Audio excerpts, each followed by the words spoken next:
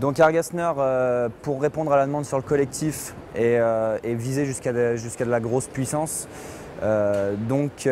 c'est équipé d'un régulateur de cascade afin d'augmenter sa puissance max par chaudière qui était de 200 kW et d'aller jusqu'à un maximum donc, de 6 chaudières en cascade grâce à ce régulateur développé par Airgasner, donc jusqu'à 1 méga 2.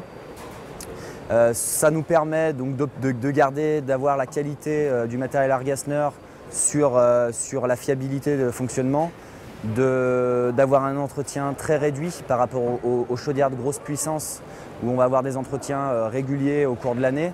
Une chaudière Airgasner de 200 kW, l'entretien c'est de vider un cendrier qui est sur roulette à l'avant comme on peut voir là-bas. Donc sur les 200 kW et comme sur toutes les chaudières Airgasner, automatique, l'entretien est limité. Et il suffit juste de vider le cendrier sur une chaudière à bois déchiqueté d'environ 200 kW. Ça va être à peu près vider le cendrier toutes les 2 semaines, sur une granulée à peu près tous les mois. Il n'y a pas à intervenir à l'intérieur de la chaudière, à les nettoyer manuellement. Donc on a forcément un entretien très limité. Voilà. Et on peut l'emmener assez facilement. Donc c'est un entretien très limité, donc des coûts de maintenance très limités.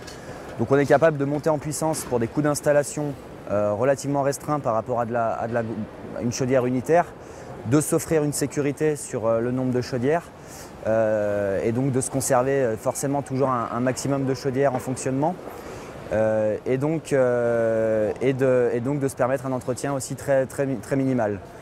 Toujours en conservant le fait qu'Airgasner n'a pas besoin de ballon tampon, donc avec une simple bouteille de mélange, donc une chaufferie qui demande une taille relativement limitée, un emplacement, une emprise au sol assez restreinte et donc une hydraulique relativement simple pour un fonctionnement toujours optimisé.